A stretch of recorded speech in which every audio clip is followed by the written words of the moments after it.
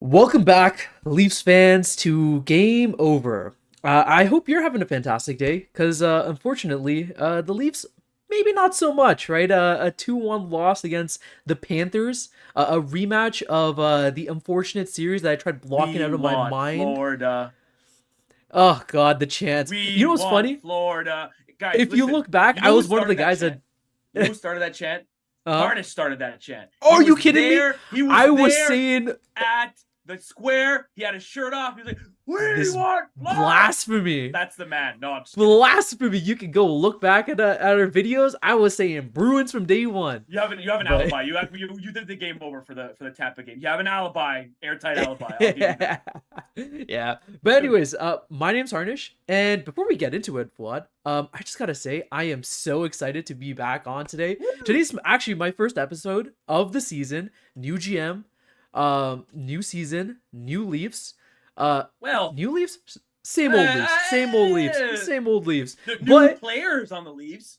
uh-huh, Some uh-huh. new players, Yeah, but so similar Leafs, but one constant, same old co-host. I'm joined by Fouad tonight. Thank you, Fouad. I hope I wish we could have joined on a better circumstances, right? But the Leafs had other plans for us today. if you had told me like if I was just not paying half attention to the game, and you had told me this was a recording of a Hmm. series of the series in May, like this was game 6 that I missed, like somehow this was game 6, and you're like, this is game 6, and if I didn't know any better, I'd be like, yeah, that looks like it looked exactly like the series. A little bit less like face punching, a little less people getting injured and people getting like half murdered with Yeah. no consequences. But like as far as the game went, like the Leafs, I had no reason to believe they were going to actually come back and score until Hmm. maybe they got that power play with like 40 seconds left. I was like, okay, I'm on my edge of my seat here, but I didn't see much to think like, oh, they're fine, they're fine. I didn't see Isn't it. it I didn't see crazy any though? like Montreal magic happening. Like, It's interesting because I was actually pretty hopeful about this game, right? If you look back at the Panthers, their lineup today, right? A oh, completely it's different team. As oh, with the Leafs, like there's basically half the team it's from nobody. the last playoff, right? Yeah, But especially when you look at the Panthers defense, I mean Swiss cheese. I have They no they idea who don't have half of them Ekblad, were. no Montour, Gudis is gone to Anaheim. Like this is, and especially with the Leafs like performing very well offensively, I guess previously, right, going into this game. Yeah, um, I thought we were primed for at least a high scoring game. Maybe they give up a ton of a ton of opportunities for yeah. the Panthers. Maybe it's a close game in that sense. But I thought at least it would be high scoring and our offense could kind of shine through. But nothing, Yeah. nothing. Like We had a what couple chances, but for a team that's been basically strung apart in the Panthers, right? You should be attacking them harder. You should be finishing your chances. And there's quite a couple that we just couldn't put in the back of the net, quite frankly. Yeah, it turns out it's hard to do anything when you don't get a hat trick from Austin Matthews, because Hmm. they have only won games with a hat trick from Austin Matthews, which is early in the season, and whatever, it's been 4 games. But turns out that's not a very good strategy, like for winning games. Bold strategy to assume that he is going to score 305 goals. I don't know my math, whatever, 300 plus goals a year. Yeah, bold strategy.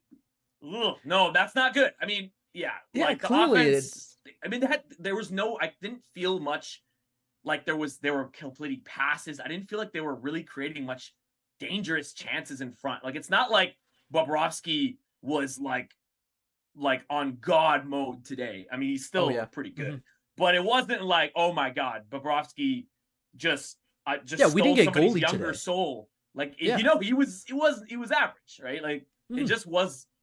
They just were out of sync, completely out of sync. I think. Yeah, it's really weird, and like you say, with Matthews scoring a hat trick, right? This is kind of a worrying sign. I know we're only 5 games or 4 games into the season. But yeah, like all of last season, and for all I can remember, we're always saying, it has to start coming from the top guys, right? Everything starts from the top guys. If they're on it, then we have a good chance, right? Yeah. but you gotta get something out of the rest of our core group, right? And going into the game today, I mean, Keefe kind of agreed, right? We had a little bit of a lineup change. Knies, he got promoted up into the second line alongside Tavares and Willy, which I thought was a fantastic move. Like, if you look back at the first couple of games, there was quite a few times where Knies had some good opportunities where he got a puck off the boards, passed it out, and Minten wasn't able to score it, right? So I think Knies was playing pretty well, and having elite scoring options with Tavares and Willy, and especially with the way that Willy's playing recently, I thought that was going to be a recipe for success. I think it will be, positive in the future, but unfortunately today it just didn't work out for us, right? Yeah, I mean, I love the move. I think it's a great move. They believe in Matthew Knies extreme, like they believe in him so much. Like, remember his first games, like maybe his third ever game was in the playoffs. Like, they put this guy in a playoff game at 20 years old. Sheldon Keefe loves this dude, and you know, they deem him ready to take on more responsibility, and I think so too. You saw him in the playoffs. He didn't score a ton, but he had so many opportunities, and the goals he did score was like a Vince Carter through the legs, like 360 goal. Like, that was an insane goal. I jumped out of my seat. But beyond that goal, he had a lot of great moments until somebody who wasn't playing in this game slammed his head into the ice, which was still WWE style. You would get fired from WWE from doing that. That was the most chicken shit thing I've ever seen. And that wasn't because we lost. I don't even care. That wasn't because we lost. That wasn't the reason why we lost. But that was like the most dangerous. Took no skill. Anyway, I don't think I was on that game. I didn't have a chance to rant about that. But there we go. I had to get it in. We went off on it. But even in the preseason, right? We saw Knies come in, and him connecting with Minten. Like, it was just looking so good. Unfortunately, like, we haven't seen much in the first 4 games, but like, clearly there's something there. Clearly something's going to be able to work out. Even our decor got changed up a little bit as well, right? So I think that was a pretty good move too. It was McCabe getting separated from Klingberg. McCabe being partnered with Lily now, Klingberg with Gio. I think it makes a little bit sense. Klingberg, obviously, his defensive woes are pretty well known, right? Gio's able to cover a little bit on that. Today, even, like, he had a bad turnover around the midline. Like, we're lucky that didn't go in as well. I was writing notes. I was like, terrible defensive pinch leads to goal. Gotta forget about it. I was literally like, I went like this. I was like this. Oh, that's going in. It's going in. That's been a theme all season too. I mean, he's like a supercharged Eric Gustafsson, isn't he? Like, I think he should. Exactly. That was exactly what I was thinking. I mean, he's great at making plays. Like, he's really good at driving the play from the point, but even on the power play. I don't know how you can call himself a defenseman, man. Like, the defense part, he's just a man who can score. Like, defense man. Ooh, I don't know about that, but yeah, exactly. And especially when the Leafs are having such trouble in their defensive coverage and the structure, right? The first goal, let's talk about it, because my God, was I so mad with that goal. It was a complete defensive just breakdown. Like, there was you can't even blame the systems really in that situation. It was just there was no heads up look just to see if there's anybody there or whatnot. What happens is the Leafs are on a 2-on-1 behind their net, right? The puck gets dropped back to Klingberg. Ideally, it was the person we were talking about, right? Yeah. He throws it out, and it goes straight to Kevin Stanlund. Like, and in this situation, you're thinking that maybe it might have not passed correctly. Maybe there was someone that mishandled the puck. But no, there was like no Leaf there at all. It was a straight pass, and obviously he's gonna snipe it past Sammy, right? Like, these situations should not have happened. Yeah. There's no situation where Klingberg shouldn't look up, see what's going on, and try to see where your player is, right? It's stuff like this where it's not a systems issue. It's just blips of, I guess, like, focus. I don't know how else to call it. Like, it's like the same. It's like Sheldon Keefe literally said today, we've seen this movie before. And I'm like, this guy's reading my mind. Like, it's actually the case. Like, Sheldon Keefe, have you noticed, like, almost after every game, win or loss, has been pissed. Like, he's been talking crap about this because I think he's like, guys, you're gonna get me freaking fired, okay? Because they're doing the same things, and these are the same. Like, it's not like a Sheldon Keefe thing. This has been going on like 3 GMs. This has been going on the same type of stuff. Team got a little better, top guys got better, but as a former coach by the name of Mr. Steal Your Phone once said, you don't start on time, and they haven't started on time either. Like, they haven't scored first in either of these games. You know, they have a 50% winning chance with that. Not a great strategy for continually winning games is not getting scored on first. I wouldn't imagine so. I don't think the math would support that. Yeah, no, definitely not. I mean, as soon as you go down one, you're on the back foot, right? Chase, yeah. So it's something that the Leafs really need to work through. I'm not sure where Keefe really goes with this. I think it's just I have no idea. Like it seems, yeah.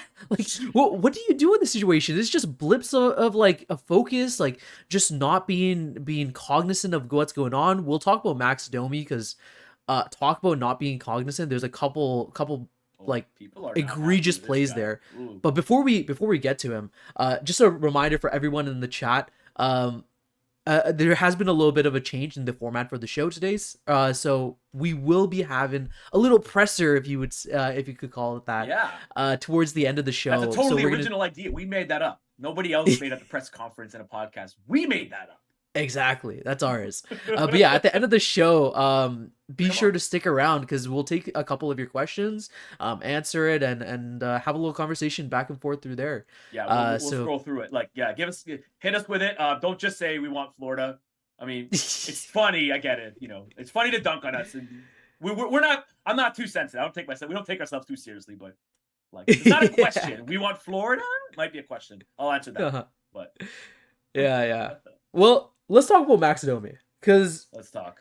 I have not been impressed with this guy, and I really think the pressure has gone to him. I think putting on the Leafs crest, getting out there with all the hype, the hoopla, the excitement, I think it's just gotten to him because he's not playing like how you know he plays like, right? I mean, look at last season. I think he had like 40 something points. Right in the playoffs for the Stars, he was fantastic.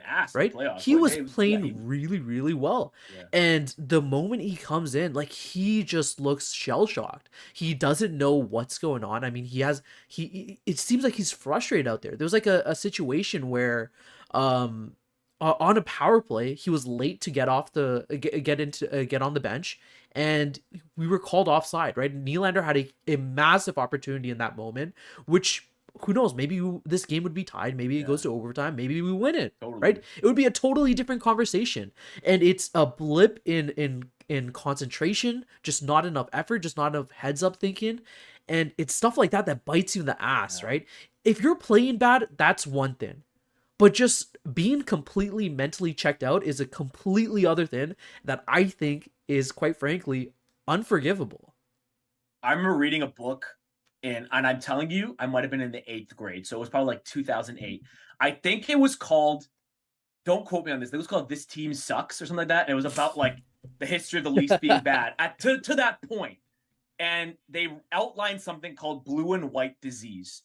That some of the old timers might know what this is called, where, you know, they were talking about guys who came in and then, you know, they were big performers before, but they signed these big contracts and it just became like, I made it to the mecca of hockey, and now I'm just chilling. I'm not saying he's just chilling, but it's either that or it's the pressure cooker of this city. You know, he's probably walking down the street getting recognized by everybody. I mean, think of the markets he's played in, other than Montreal. Yeah, well, this is like his 5th team, and this is his 5th team in what, like 2 seasons, 3 seasons? Where else like it's would he crazy. get recognized, right? Like in Dallas. Yeah. You think he's not walking down the street? If he's walking next to like Dak Prescott and Luka Doncic, other Dallas athletes, nobody knows who he is. You know, same in Chicago, right? Like, so when you come to the city, it takes a certain personality to thrive. I mean, the core 4 have that personality. But you know, it could be that. I don't know. I'm not going to speculate on a guy's mindset. Yeah, it's interesting because, like, sorry, go ahead. No, I'm not going to speculate on a guy's mindset, but it could be that, you know, and it's funny people expect him to play like.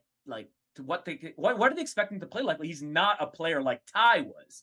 Ty Domi Mhm. wasn't exactly like a 50 goal scorer. He liked to beat people up and do this like, and he liked to do that and do like weird phone commercials. That was kind of like Ty Domi's thing, right? So Yeah, he's not going yeah. to do the same thing. So I don't know where the pressure would be. Like, what are people expecting him to do exactly? Well, I think like think about it. When you think of Ty Domi, when you think of Max Domi, you think of a great offensive player. Yeah, he has some Yeah, defensive woes, but you expect him to create chances and put some pucks to the back of the net, right? And at least play with some kind of urgency, right? That's something that doesn't require a lot of effort. Like if you remember back in the first period, there was like what 4 icings in a row where you get your rookie Minten to take 4 faceoffs, right? He got yelled welcome at to the from the show, for the kid. bench. Did you hear him getting yelled at on the bench? They were No, yelling at him to skate, move your feet. And like this is something that you're a professional hockey player, man. You can't be getting lectured like that. Um, and it's just so frustrating to see. I had a lot of high hopes for him. yeah, Um, but we I all got a did. He's question for a great you. offensive player. Yeah, exactly, Yeah, go exactly. on. But I have a question for you. Do you think that this is a result of being on that third line? Because remember, he is defensively not sound, right? That's not his Yeah, strong suit. He's an offensively minded guy, and the way the Leafs have the third line set up is they want it to be more defensively minded, right? Putting Yarncroc on there yeah. obviously does that as well, right? Um, do you think that just having him on there is just not playing well with his skill set? He's just not comfortable and thus causing the little bit of hiccups or issues that we're seeing right now. Yeah. I mean, if you have him on a line with like, I think this game was Minten, Yarncroke, and himself, right? If you Mhm. have him on that line, he's got to kind of be the de facto line driver, and that comes with a certain level of pressure and a certain level of attention on you and workload that maybe he's not accustomed to. Like, not everybody that comes to your team is going to be a superstar. Like, he was a 30 goal scorer, 35 goal scorer at some point in his career. Maybe I'm wrong. Somebody can help me out with that. But somewhere up there, like he was like 70 points, 60, 70 points, when he was with Montreal and with Arizona. But, not everybody's going to come in and be a driver. Like somebody's got to come there and be the finisher or just be riding shotgun. So, you could try him up there. Who does he replace? Maybe you try Matthew Knies again. I mean, I'm sure we'll find out because Sheldon Keefe is never happy with his lines. I can't say I really blame him, but like he's just gonna be like one day, like he's gonna try it. He's gonna try it the next game. He's gonna try it sooner than later.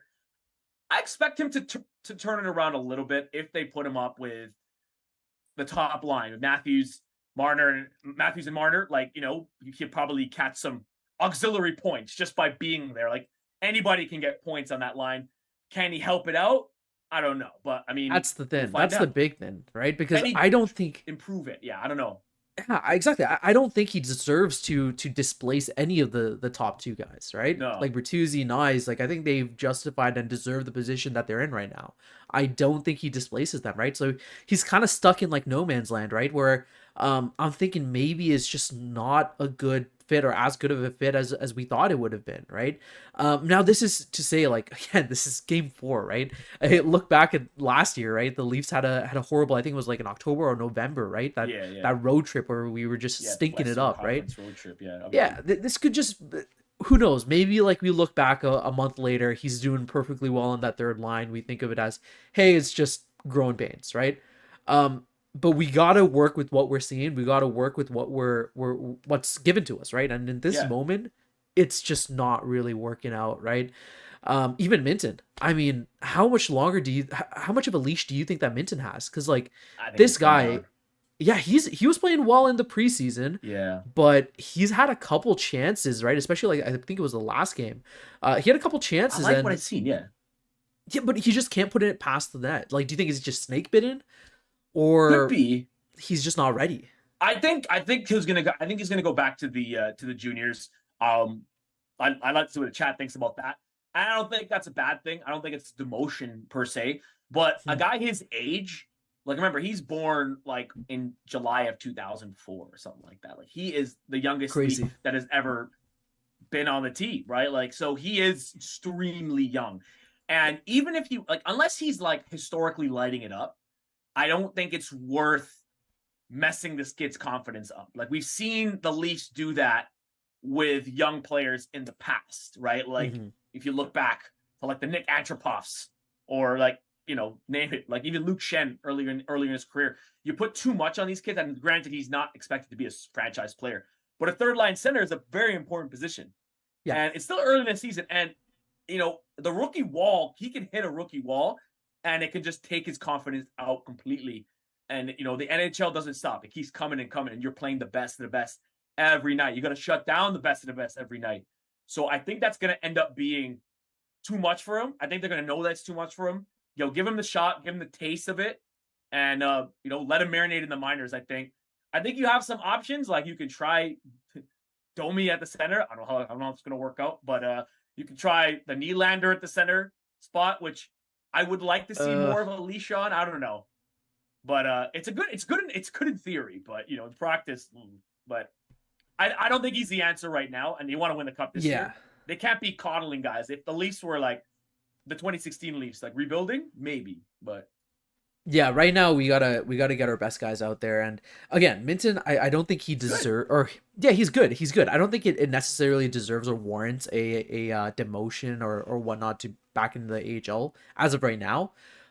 But if it does continue, then who knows, right? Like, think about Knies. Like he was yo-yoed back and forth between the main team and not, right, for a while, until he finally got his foot in and showed that he's ready for the major leagues, right? This guy's a young guy. He could do well maybe going back a little bit.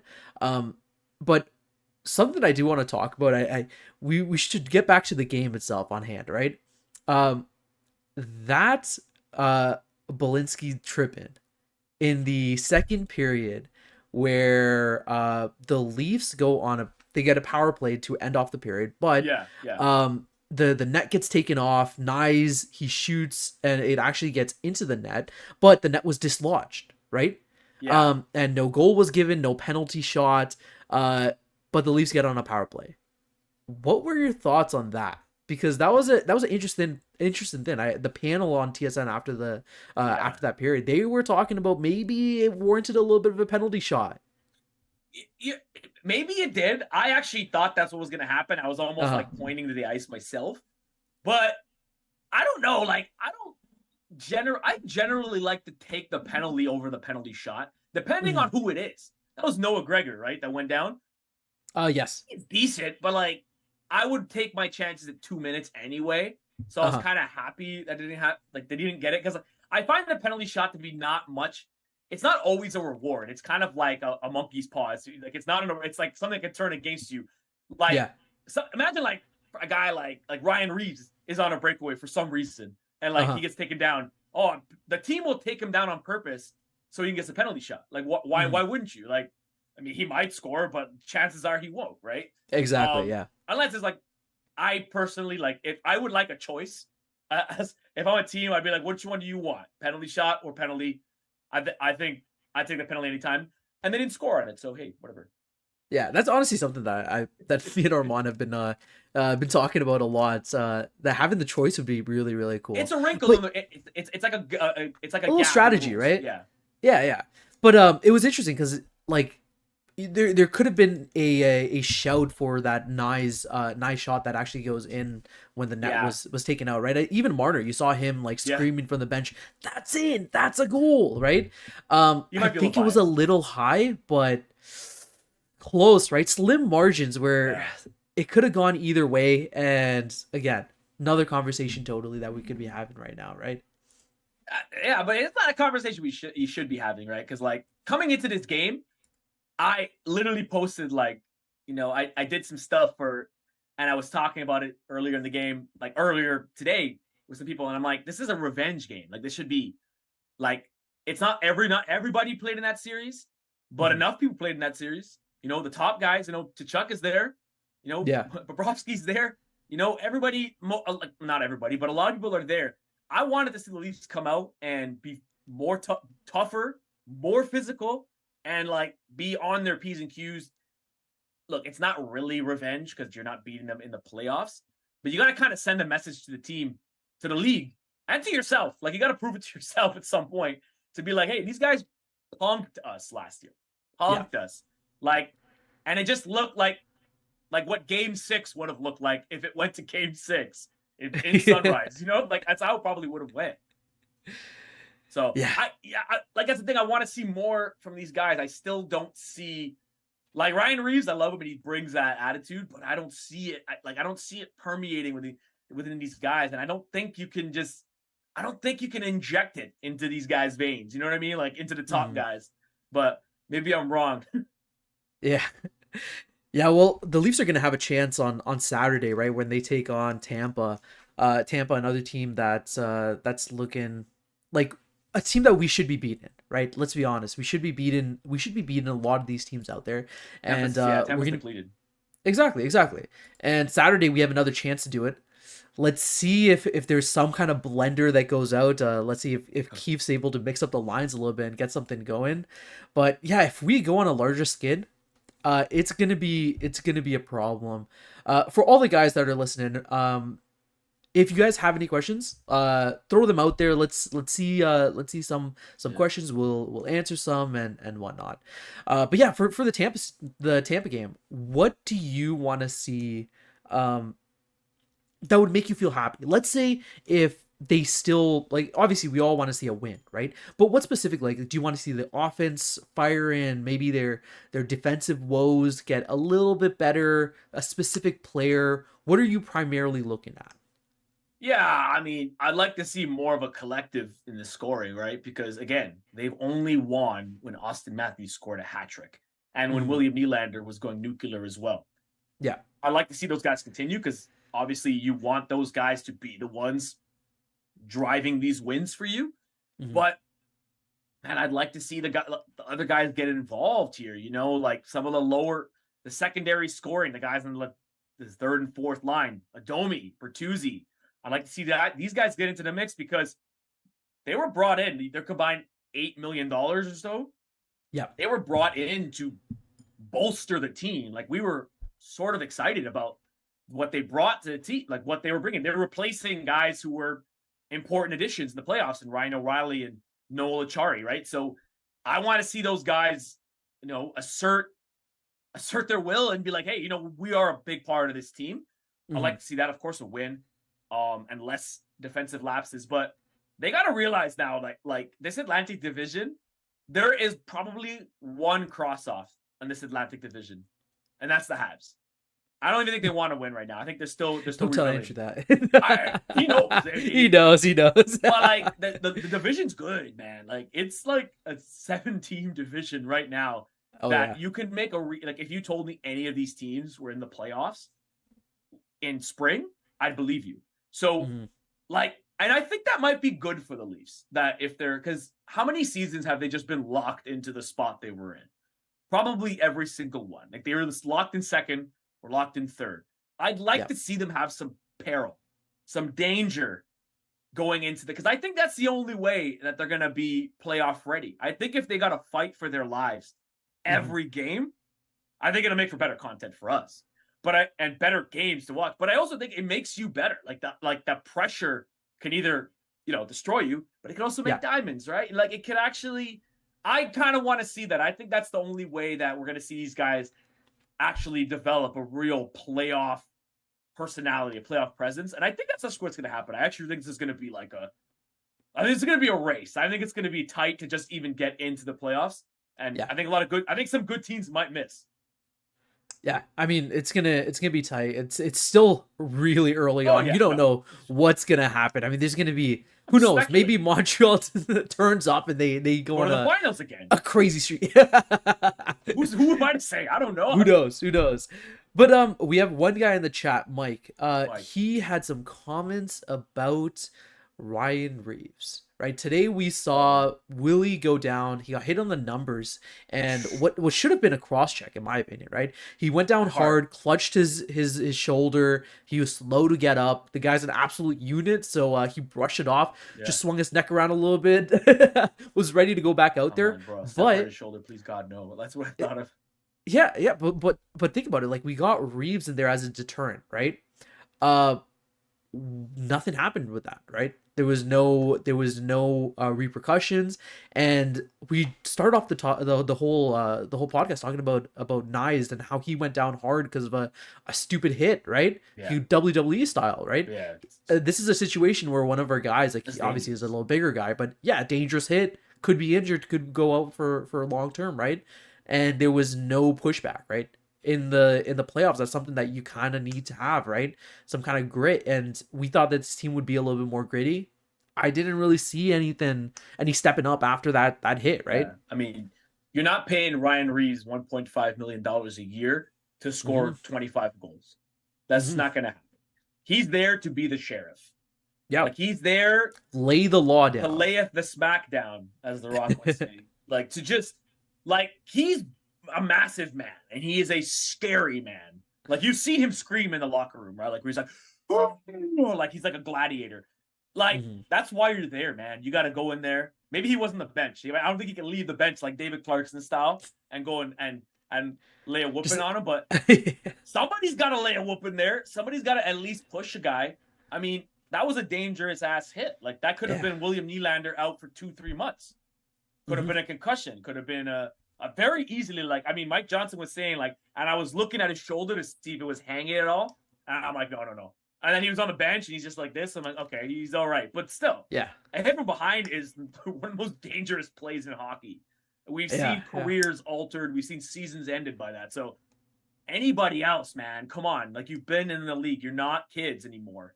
Go over there and do something to make him feel uncomfortable about what he did. Just uncomfortable. Right? Yeah, there's a lot that we want to see happen. There's a lot that the Leafs need to work on. And listen, Keith got another contract. He's gonna have to make something work, right? He's kind of fighting for his life over here to stay in with the Leafs, right? So I mean, unless he's got money, they can carry two contracts. They can carry two coaches if they want to, right? The other coach, I think he just expired, didn't he? Yeah. Like, phone man just expired, so they can hold another fired coach on their books. No doubt about it. You check your cell phone bill, they can do it. But I don't think he would want that. No, check your bill. Whoever you're with, check your cell phone bill. They can afford it. Well, I think that's gonna do it here for us. All the viewers, thank you guys for coming out and watching this whole time. It means the world to us. And my name is Harnish Patel. You can find me on Twitter at Harnish_Patel. Twitter, or should I say X? Which one is it now? Regardless, inferior social platform, you can call it. Yeah. Well, Fouad, give yourself a shout out. Where can people find you? My name's Fouad. You can catch me at Fouad_sports on Twitter. I don't do much on the Twitter. I just find it just vapid. But you can find me on Instagram, Fouad_Suleiman. You can find me on Twitter. I mean, on TikTok. Same thing. So, you could have been anywhere in the world, but you're here with us. We appreciate that. There you go. And you guys, make sure you like, you share our video with all your other Leafs fans. If you're an audio listener, come tune in. Like I said, we're going to be on after every single Leafs game. We're going to be on Saturday after the Tampa game. Let's hope that that's a better one. Yeah. That's going to be it. Yeah. Everyone, enjoy the rest of your night. We'll see you on Saturday. Good night.